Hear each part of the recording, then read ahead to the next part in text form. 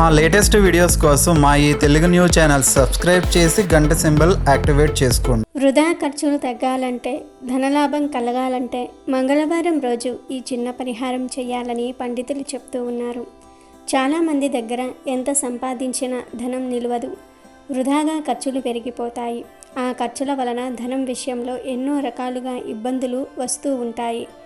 ఇలాంటి అనవసర ఖర్చులు తగ్గి ధనలాభం పెరగాలంటే మంగళవారం రోజు వెల్లుల్లి, సొంటి పొడికి సంబంధించిన ఒక ప్రత్యేక పరిహారం పాటించాలి.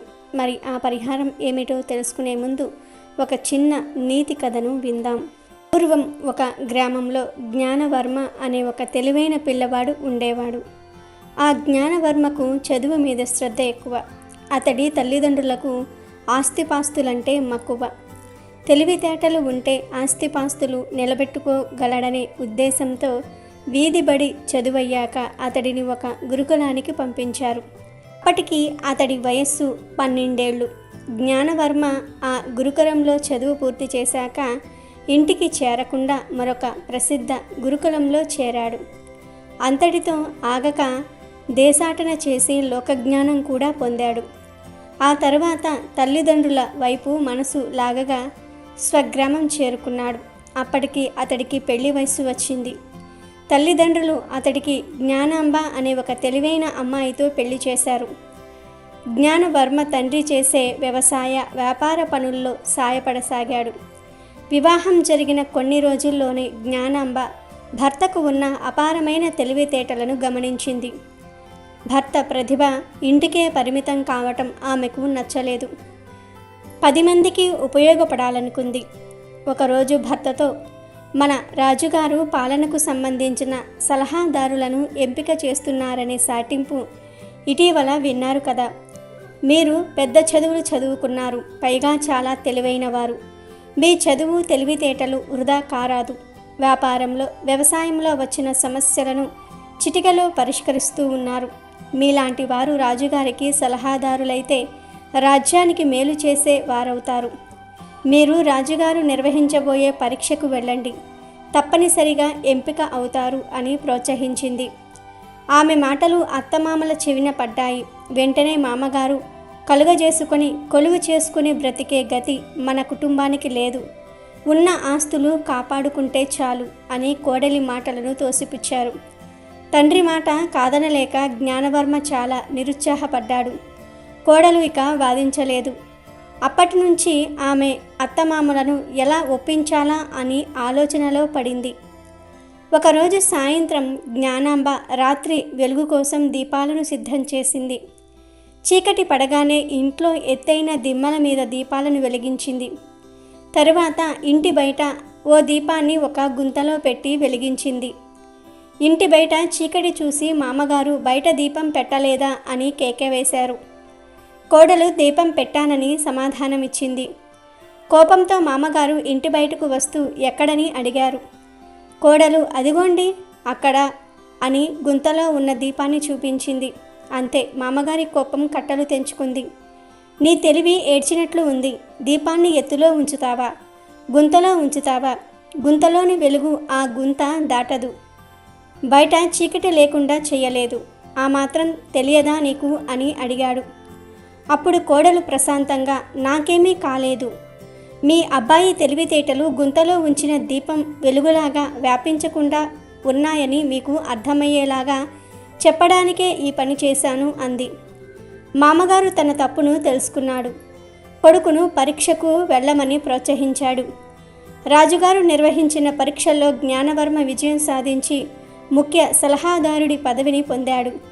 కొడుకు తెలివితేటలు రాజ్యాభివృద్ధికి ఉపయోగపడి ప్రజలంతా అతడి పేరు చెప్పుకుంటూ ఉంటే జ్ఞానవర్మ తల్లిదండ్రులు చాలా ఆనందించారు. జ్ఞానదీపం నలుగురికి ఉపయోగపడిందని జ్ఞానాంబ పరమానందం పొందింది. ఇక వీడియోలోకి వస్తే, వృధా ఖర్చులు తగ్గించుకోవడానికి మంగళవారం రోజు ఒక పరిహారం చేస్తే చక్కగా ఫలిస్తుందని పండితులు అంటూ ఉన్నారు. మంగళవారానికి అధిపతి కుజుడు. అనవసర ఖర్చులు తగ్గి ధనలాభం కలగాలి అని కోరుకునేవారు మంగళవారం రోజు ఉదయం చక్కగా 6 నుండి 7 గంటల మధ్యలో స్నానం చేసిన తర్వాత ఒక ఎరుపు రంగు వస్త్రాన్ని తీసుకుని దానిలో వెల్లుల్లి ఒక రెబ్బ ఉంచండి. అలాగే శొంఠి పొడిని కూడా చిటికెడు వేయండి.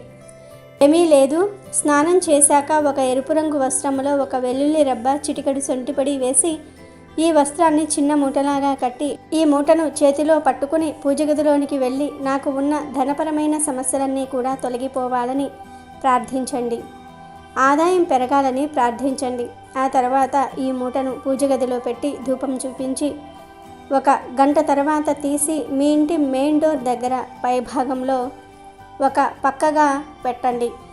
ఈ మూటకు ప్రతి మంగళవారం కూడా ధూపం చూపించి మీ కోరికను ఒక్కసారి గుర్తు చేసుకోండి. ఇలా 4 మంగళవారాలు చేసిన తర్వాత ఆ మూటను తీసి ఎవ్వరూ తొక్కని చోట పడవేయండి, లేదా పారే నీటిలో కానీ చెట్టు మొదట్లో కానీ పడేయండి. మంగళవారం రోజు ఇలా చేస్తే వృధా ఖర్చులు తగ్గిపోతాయి. డబ్బు ఇంట్లో బాగా నిలబడుతుంది. డబ్బు సమస్యల నుండి బయటపడతారు. అలాగే మంగళవారం రోజు మందార ఆకుల ప్రయోగం చేయటం వలన కూడా ధనం అనేది నదీ ప్రవాహంలాగా గృహంలోనికి వస్తుందని పండితులు చెప్తూ ఉన్నారు. మరి ఏం చేయాలి అంటే మంగళవారం రోజు మందార చెట్టు దగ్గరకు వెళ్ళి 108 మందార ఆకులను కోసి తెచ్చుకోండి. అలాగే చిన్న మందార చెట్టు కాడ కూడా తెచ్చుకోండి. ముందు అష్టగంధం పౌడర్లో నువ్వుల నూనె కలిపి పేస్ట్ లాగా తయారు చేసుకోండి. ఈ పేస్ట్లో మందార కాడను ముంచి ఆ కాడలో మందార ఆకుల మీద ఓం అని రాయండి. ఆ 108 ఆకులను ఇంట్లో గణపతి ఫోటో దగ్గర కానీ విగ్రహం దగ్గర కానీ పెట్టండి. ముఖ్యంగా ఇంట్లో శ్వేతార్ఘ గణపతి ఉన్నవారు ఈ పరిహారం చేస్తే చాలా అద్భుతంగా ధనం అనేది ప్రవాహంలాగా వస్తుంది. శ్వేతార్ఘ గణపతి లేకపోతే ఏ గణపతి ఉంటే ఆ గణపతి ముందు ఆకులను ఉంచి ఈ పరిహారం చేయండి. 108 మందార ఆకులు గణపతి దగ్గర ఉంచి హారతి ఇచ్చి బెల్లం ముక్క నైవేద్యంగా పెట్టాలి. ఇలా 5 మంగళవారాలు చేస్తే ఇంట్లోకి ధనం ప్రవాహంలాగా వస్తుంది. ధనానికి అస్సలు లోటు రాదు. మరుసటి నాడు పూజ చేసిన తర్వాత ఆకులను ఎక్కడైనా సరే చెట్టు మొదట్లో పడవేయాలి. ఇలా మంగళవారం రోజు ఈ పరిహారం చేసుకుంటే ధనం నీటి ప్రవాహంలాగా వస్తుంది. కాబట్టి ప్రతి ఒక్కరూ కూడా మంగళవారం రోజు ఈ పరిహారం చేసి మంచి శుభ ఫలితాలను పొందండి. రేపు మంగళవారం సప్తమి. పచ్చిగడ్డితో ఇలా చేశారంటే అపర కోటీశ్వర్లుగా మారిపోతారు. మంగళవారం సప్తమి తిథి నాడు పచ్చిగడ్డితో ఇలా చేస్తే మీ ఆస్తులు, డబ్బు రెట్టింపు అవుతాయి. ఆస్తుల పరంగా, డబ్బుల పరంగా ఉన్న సమస్యలు తగ్గుతాయి. రేపు మంగళవారం సప్తమి తిథి రోజు చక్కగా ఇంటిని శుభ్రం చేసుకొని తలకు స్నానం చేసి శుభ్రమైన దుస్తులను వేసుకొని మీ దగ్గరలో ఉన్న పచ్చిగడ్డి దగ్గరకు వెళ్ళి పచ్చిగడ్డిని కొంచెం తెప్పి ఇంటికి తీసుకుని రండి. ఆ తర్వాత ఒక గిన్నెలో పసుపు నీళ్లు తీసుకొని పచ్చిగడ్డిని అందులో వేసి కడగండి. ఆ గడ్డిని ఒక ప్లేట్లోకి తీసుకొని ఆ ప్లేట్ను లక్ష్మీదేవి పటం ముందు ఉంచండి. లక్ష్మీదేవిని పూజించండి. ఆ తర్వాత ఒక వైట్ పేపర్ తీసుకొని మీకు ఉన్న ఆస్తి సమస్యలు, డబ్బు సమస్యలు రాయండి. బ్లూ పెన్తో రాసి చివరిలో శ్రీ లక్ష్మీయే నమః అని రాసి 2 గీతలు గీయండి. వీడియోలో చూపించే విధంగా గీయండి. ఇప్పుడు అందులో మీరు తెచ్చిన పచ్చిగడ్డిని పెట్టండి. ఆ గడ్డిపై పసుపు, కుంకుమ వేసి లక్ష్మీదేవికి మీ సంకల్పం చెప్పుకోండి. మీరు పేపర్లో రాసిన సమస్యలు త్వరగా తీరిపోవాలని కోరుకోవాలి. ఆ తర్వాత ఆ పేపర్ను డైరెక్ట్గా బీరువాలో లాకర్లో పెట్టుకోవాలి. ఫోల్డ్ చేయకూడదు. పేపర్ను పచ్చిగడ్డిని డైరెక్ట్గా అలా లాకర్లో పెట్టేయాలి. బీరువాకు నమస్కారం చేసుకోవాలి. ఇది చాలా ఈజీ పరిహారం. రూపాయి కూడా ఖర్చు లేని పరిహారం. ఈ పరిహారం చేస్తే మీరు ఖచ్చితంగా అపర కుబేరులు అవుతారు. పచ్చగడ్డితో ఈ పరిహారం చేస్తున్నట్లుగా ఎవ్వరికీ చెప్పకండి. అలాగే ఈ పరిహారం చేసిన రోజు మాంసాహారం తినకండి.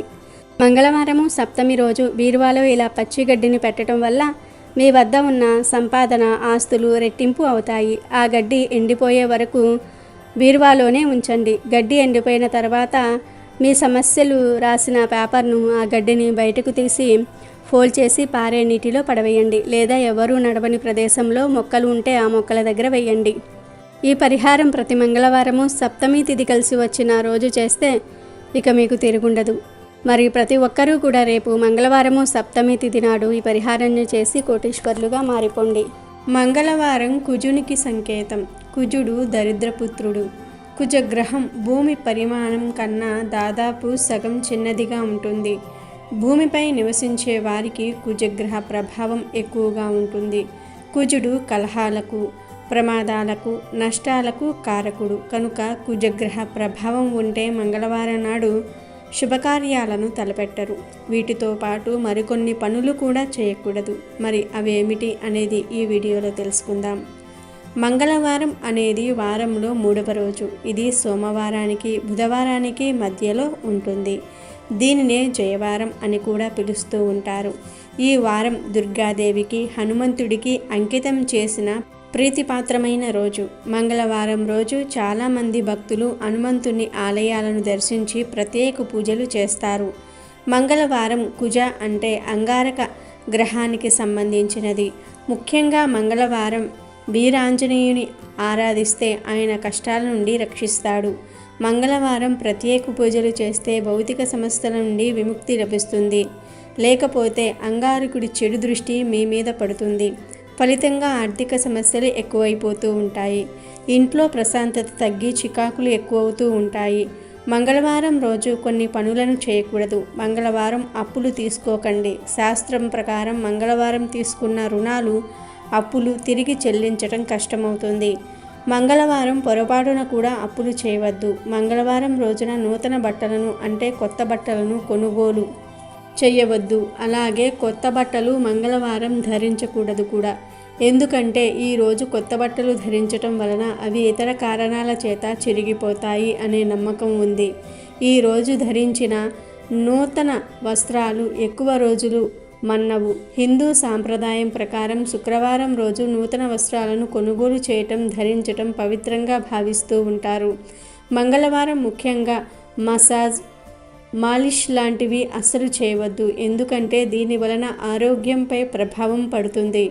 మంగళవారం మసాజ్ చేయించుకోవటం వలన తలనొప్పి లేదా శరీరంలో తెలియని బాధలు వస్తాయి. ఫలితంగా అనేక వ్యాధులను ఎదుర్కోవలసి ఉంటుంది. హెయిర్ కట్ షేవింగ్ వంటివి ఈరోజు చేస్తే ఆయుక్షీణం, ఇంట్లో చికాకులు మొదలవుతాయి. మంగళవారం మర్చిపోయి కూడా హెయిర్ కట్ షేవింగ్ గోర్లు తీసుకోవద్దు. ఆయుష్ తగ్గిపోతుంది. సమాజంలో గౌరవ మర్యాదలు కూడా తగ్గుతాయి. మంగళవారం షేవింగ్ చేసుకోవటం వలన శారీరక సమస్యలతో బాధపడే అవకాశం ఉంది. మంగళవారం సంధ్యా సమయంలో నిద్రించటం నిషిద్ధం. కొత్త బూట్లు కూడా ఈరోజు ధరించవద్దు. శనితో సంబంధం ఉన్న మంగళవారం కొత్త దుస్తులతో పాటు కొత్త బూట్లను కూడా ధరించవద్దు. కొత్త బూట్లు వేసుకోవటం వలన గాయాలు అవుతాయి. అంతేకాదు డబ్బు కోల్పోయే ప్రమాదం కూడా ఉంది. అంగారక గ్రహం చెడు ప్రభావాన్ని కలిగిస్తుంది. మంగళవారం ఎక్కువగా మంటలు, దొంగతనాలు జరుగుతూ ఉంటాయని కొందరు భావిస్తూ ఉంటారు. కొంత ఆరోగ్య సమస్యలు కూడా మంగళవారమే ఉత్పన్నమవుతాయి. కనుక మంగళవారం విషయంలో జాగ్రత్తగా ఉండాలి. వీడియో నచ్చితే లైక్ చేయండి, షేర్ చేయండి, బట్ సబ్స్క్రైబ్ చేసుకోవడం మర్చిపోవద్దు.